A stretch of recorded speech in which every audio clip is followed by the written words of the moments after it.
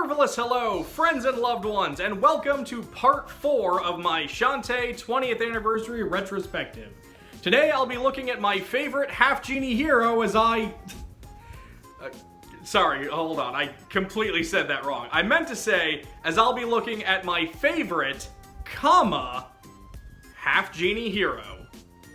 Shantae Half-Genie Hero came out in 2016 after a successful Kickstarter campaign to try and revitalize the series. The project had a goal of $400,000 and raised $776,084 on Kickstarter, and an additional $171,853 donated via PayPal, bringing the total up to $947,937 according to one of the Kickstarter updates. While this means the game was fully funded and unlocked a lot of the planned stretch goals, there are several things they didn't reach, like full voice acting, animated cutscenes, and 2 additional chapters and transformations added to the main story.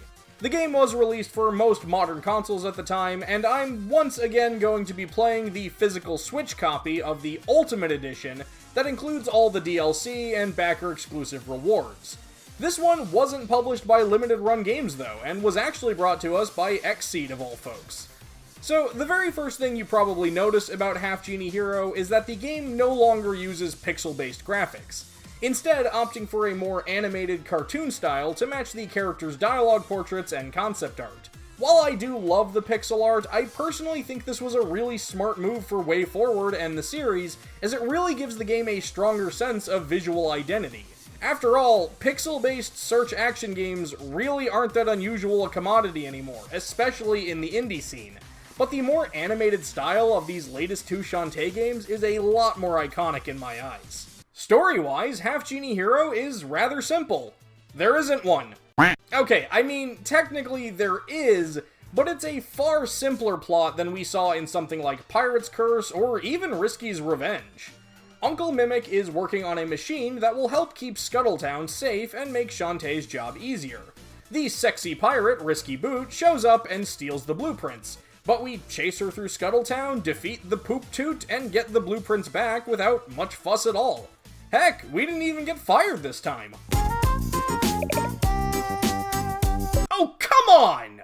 So, now with ample amounts of free time, thanks to the mayor giving her job to this hot redhead with pigtails, Shantae helps her uncle find the pieces he needs to finish his machine. It's a straightforward enough plot, and reminds me a lot of getting the elemental stones for the steam engine in the very first game. Here's the thing though, you don't really get the pieces he needs by progressing through new areas. What generally happens is that some character shows up with a problem, and Shantae heads off to take care of it. Like hearing that a bunch of women are being kidnapped in mermaid territory, or hearing that someone is planning a big heist at the magic carpet races. You then head through a much more linear stage that feels a little less like Shantae and more like something you'd see in Mega Man, fight the boss at the end, and solve the problem.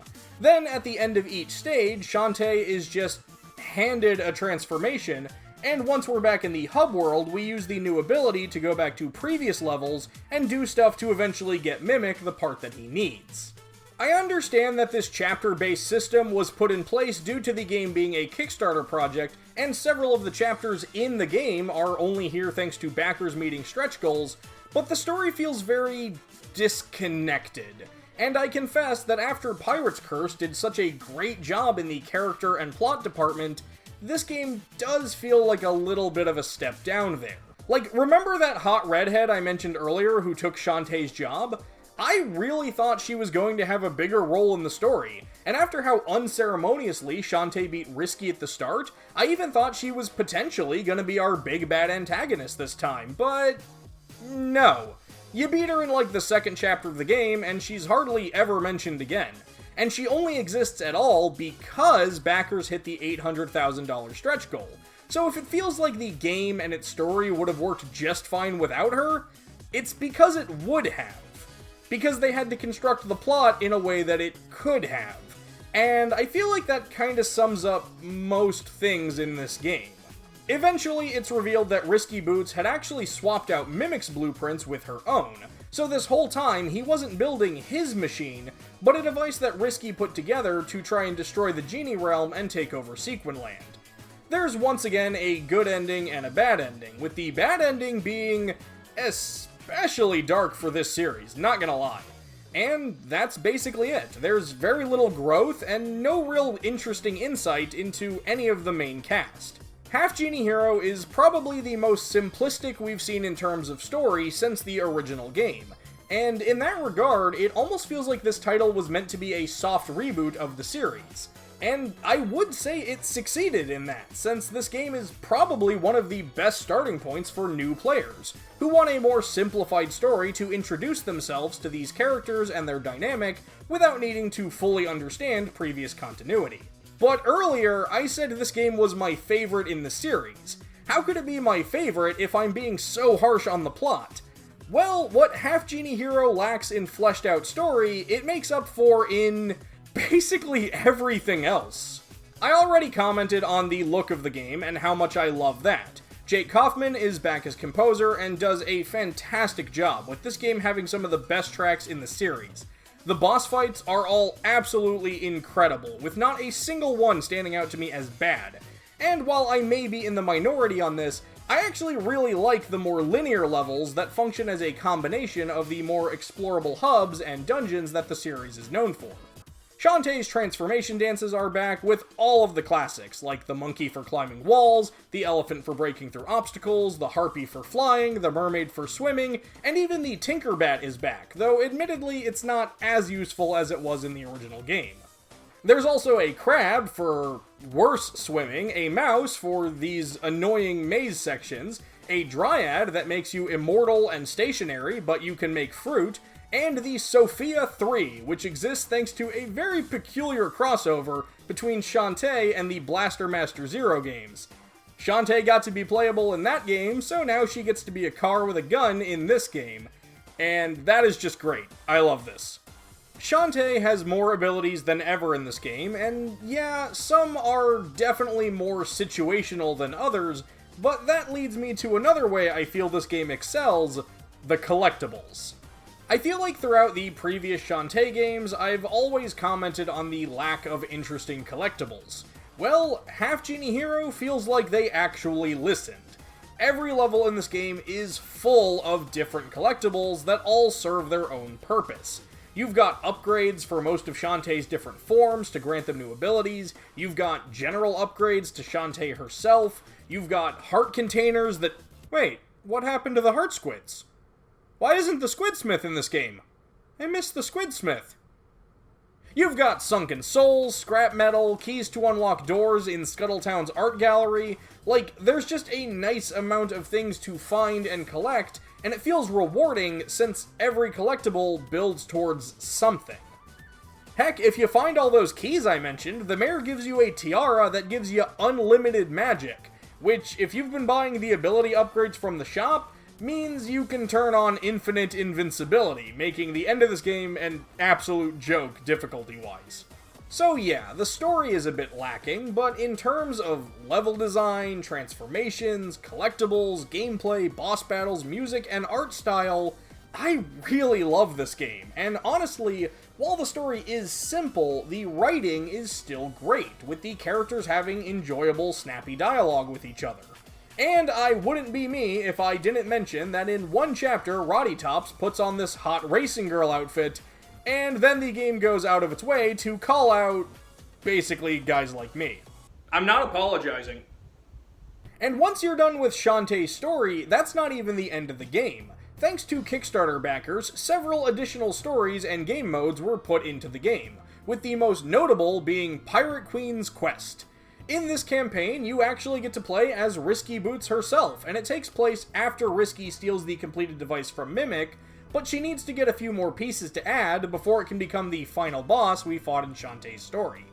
Now we get to go through the exact same levels and fight the exact same bosses that Shantae did, with the notable difference that we can unlock and use the pirate gear from the Pirate's Curse. You get one new piece of equipment for each stage you complete, and that allows you to go back through other stages to collect dark magic, which allows you to upgrade the abilities of your gear and Risky's health, as well as genie crystals, which you need to actually beat the game. There's even an option to play with this alternate costume that makes Risky look more like how she did in the original Game Boy Color game, which I think is pretty neat. This is a much shorter campaign than the main story, but just like in the main game, it saves itself with great gameplay, and using the pirate gear again just feels incredible. So this was a welcome addition to the game for sure. A slightly less welcome addition is the Friends to the End campaign. Okay, so at a certain point in the main story, Risky transforms Shantae into Nega Shantae from Risky's Revenge. And in the game, Bolo, Sky, and Roddy Tops basically snap her out of it in just a few minutes with a power of friendship speech. While this is an awkwardly short scene for the player, they do have dialogue telling us that this was actually several hours. The Friends to the End campaign puts you in control of Sky, Bolo, and Roddy Tops as they go through Shantae's memories to try and save her, which, yes, means you're basically going through the same levels and fighting the same bosses. You take control of one character at a time, and they have their own abilities while sharing a health bar. This isn't a bad campaign or anything, but it feels really lacking compared to Shantae's campaign, or even Risky's campaign. There are no permanent upgrades, there's no inventory, you just collect gems to make your character stronger, but when you take damage, they get weaker. And the only collectibles are 3 dream squids in each area that basically act as a get us if you want the true ending mechanic. It is fun playing as these characters and seeing how their unique movesets play off of one another, but it feels less like a unique adventure and more of a cobbled together idea that could have used some more polish. At least put it on the level of Risky's campaign. And aside from those 3 main stories, there are actually 4 more modes in Shantae Half Genie Hero, but I can get through those pretty quickly. There's Ninja Mode, which asks, what if Shantae was a Ninja Gaiden, where you move fast, use a sword, and do some sweet wall jumps. There's Beach Mode, where you get to ogle Shantae in a bikini, which is all well and good, but you need to be constantly picking up bottles of suntan lotion, or else you catch fire until you die. And there's Jammies Mode, where you're in your pajamas and you smack enemies with your pillow, and just want to invite everybody to the biggest, bestest slumber party in all of Sequinland. These all operate similarly to the Friends to the End campaign, with collecting gems to power yourself up, collectible dream squids in each area, and no real inventory system. They're much more simplified, arcadey styles of gameplay that are fine, but I'll confess I would happily scrap them all if it meant we'd gotten more story in the main campaign. The only one that I personally think is super fun is the Officer Mode, which basically acts as a weird crossover between Shantae and Mighty Switch Force, another WayForward franchise famous for having cute girl protagonists. It works like a blend of the 2 games' mechanics as you switch which blocks are in the foreground or background. Just be careful where you're standing when you do it, or else Officer Shantae might literally break the 4th wall. So yeah, while I do think Shantae Half Genie Hero lacks a bit in terms of actual plot, especially when compared to everything Pirate's Curse brought to the table, I do still really like the writing of this game.